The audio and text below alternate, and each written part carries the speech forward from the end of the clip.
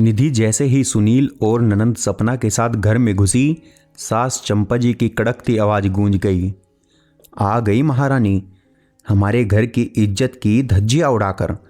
समझा कर भेजा था कि सिर से पल्लू नहीं सरकना चाहिए, लेकिन तुम आजकल की लड़कियां 4 किताबें क्या पढ़ लेती हो, संस्कार और आदर करना भूल ही जाती हो।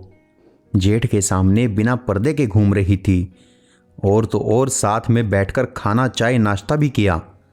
और फिर एक लंबा नॉन स्टॉप भाषण निधि को शर्मसार करने के लिए तब तक चालू था जब तक निधि ने आकर सास चंपा जी से माफ़ी नहीं मांगी। जब निधि माफ़ी मांगकर अपने कमरे में जा रही थी तो उसने सुना कि उसकी ननद सपना किसी से फ़ोन पर बातें कर रही थी। आज तो भाभी का चेहरा देखने लायक था। मैंने भी घर आने से पहले ही फ़ोन करके मम्मी को नमक मिर्च के साथ सब बता दिया था। मम्मी ने भाभी को इतना शर्मसार किया कि उन्हें पैर पकड़कर माफ़ी मांगनी पड़ी। सच कसम से मेरा बदला पूरा हो गया। अब आगे से मुझे अपना सामान लेने से मना करने से पहले 100 बार सोचेगी। और फिर सपना हंसने लगी। सपना की बात सुन निधि हैरान रह गई। अब उसे समझ आया कि वहाँ की बात मम्मी जी को कैसे पता चली। मन तो किया कि ननद को जाकर एक थप्पड़ लगा दे, लेकिन क्या करे, मायके के संस्कार बीच में आ गए। और फिर अभी घर का माहौल शांत हुआ था, उसमें फिर से चिंगारी नहीं दे सकती थी। चुपचाप कमरे में आ गई और सोचने लगी कि बचपन से जिसे फूफा बोलती रही, आज अचानक जेठ बन गए तो क्या पहले का रिश्ता भूल जाऊं। निधि की शादी 2 महीने पहले ही अपनी दूर के रिश्ते की कांता बुआ के रिश्तेदारी में हुई, और इस रिश्तेदारी से बुआ फूफा ससुराल पक्ष की तरफ से जेठ जेठानी हो गए थे। आज कांता बुआ मतलब जेठानी ने उसे और सुनील को लंच पर बुलाया था। नज़र रखने के लिए सासू जी ने सपना को भी साथ भेज दिया था। वहाँ कांता बुआ और फूफा जी ने देखा तो कहा, निधि तुम आराम से बैठो, ससुराल में नहीं अपने मायके में हो। तुम्हारी बुआ फूफा ने लंच पर बुलाया है, जेठ जेठानी ने नहीं। तब सुनील ने भी मुस्कुराकर इजाज़त दे दी, लेकिन अब मम्मी के सामने सच न बोला गया। निधि का रिश्ता जब सुनील से हुआ था तब उसके मायके वालों को यही लगा कि जब कांता की सास उसे बेटी का मान देती है तो चंपा जी के घर का भी माहौल वैसा ही होगा। लेकिन चंपा जी की सोच बहुत अलग थी। उनके घर में बहू और बेटी के लिए अलग नियम हैं। उनके राज में मजाल है कि निधि के सिर से पल्लू सरक जाए। घर में कोई भी आए, फिर वो रिश्ते में निधि से छोटा ही क्यों न हो, सिर से पल्लू नहीं सरकना चाहिए। उसने सुनील से कहा तो उसने यही कहा कि यह सब मम्मी के नियम है, और फिर सिर रखकर ढकने में समस्या किस बात की है।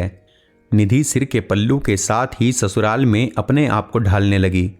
उसकी शादी को 6 महीने होते होते ननंद की भी शादी हो गई, और यह भी इत्तेफाक की बात थी कि निधि और सपना ने एक साथ 1 महीने के अंतराल में माँ बनने की खुशखबरी सुनाई। 5वां महीना लगते ही चंपा जी ने सपना को मायके बुला लिया, लेकिन निधि को मायके नहीं भेजा। चंपा जी सपना से कोई काम नहीं करवाती थी, लेकिन निधि को, और वो भी सिर से पल्लू सरकाए बगैर। गर्मी बहुत थी, साड़ी पहनकर किचन में काम करना, और वो भी सिर पर पल्लू लेकर, निधि को बहुत घबराहट हो रही थी। सुबह से ही उसका जी मिचला रहा था। उसने सुनील से कहा, सुनिए जी, आज तबीयत ठीक नहीं लग रही और गर्मी भी बहुत है, तो आज क्या मैं कॉटन की ढीली गाउन पहन लूं? सुनील भी उसकी परेशानी समझ रहा था। उसने हाँ कर दिया।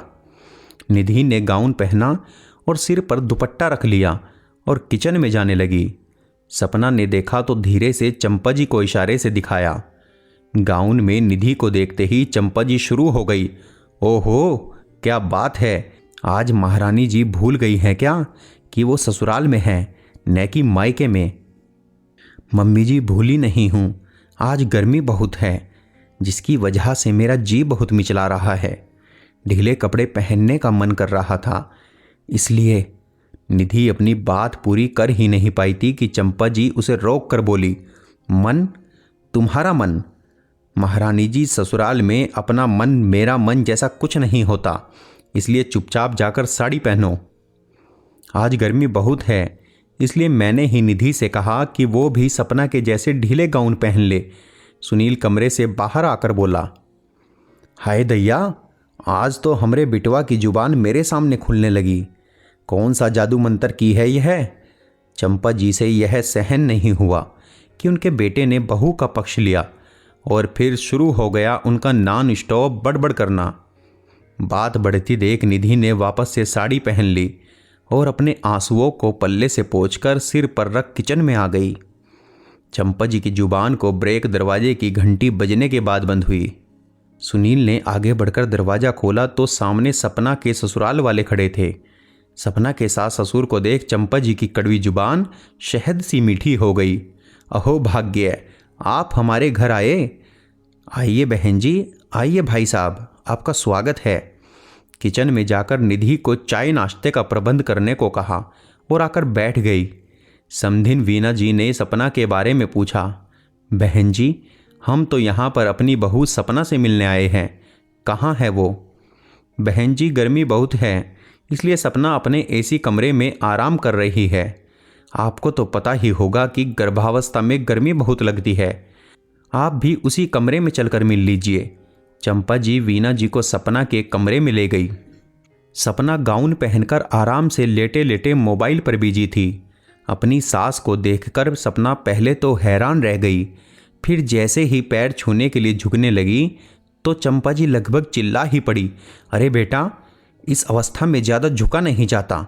क्यों बहन जी, मैं सही कह रही हूँ ना? वीना जी ने भी मुस्कुराकर हामी भर दी। निधि चाय नाश्ता कमरे में ही ले आई और वीना जी के पैर छूने लगी, लेकिन इस बार चंपा जी ने कुछ नहीं कहा। लेकिन वीना जी ने उसे रोक लिया। नहीं बहू, इस अवस्था में ज़्यादा झुका नहीं जाता। क्यों समधिन जी, सही कहा ना? अरे बहन जी, बड़ों का आशीर्वाद लेने के लिए इतना तो झुकना ही पड़ता है। चंपा जी खीसे निपोर कर बोली। वीना जी वहाँ शाम तक रही और जाने से पहले वो निधि के पास गई और उसे ढेरों आशीर्वाद दिया और चंपा जी से कहा, आप बहुत किस्मत वाली हैं जो आपको निधि जैसी समझदार और सुघड़ बहू मिली जिसे रिश्ते निभाना बखूबी आता है। काश मेरी बहू में भी यह समझदारी होती।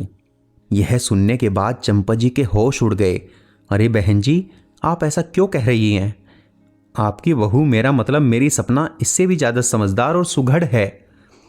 वैसे तो मैं यहाँ अपनी बहू को देखने आई थी कि वो कैसी है, लेकिन यहाँ आकर पता चला कि मेरी बहू तो ठीक है, लेकिन समधिन जी आपकी बहू ठीक नहीं है।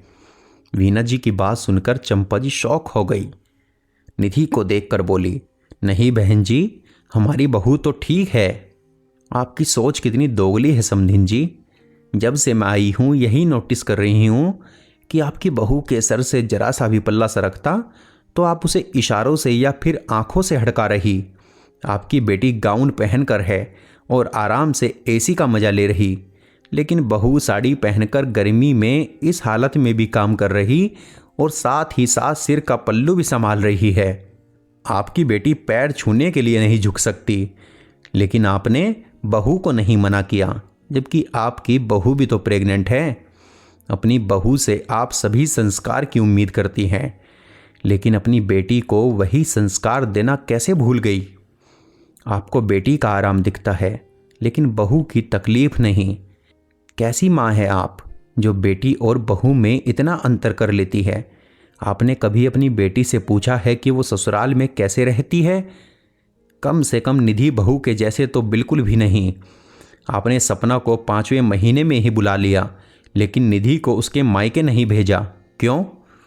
समधिन जी, अब सपना की डिलीवरी मायके में नहीं ससुराल में ही होगी, और आपको यकीन दिलाती हूँ कि मेरी बहू को अपने ससुराल में आपके बहू के जैसे कोई तकलीफ नहीं होगी।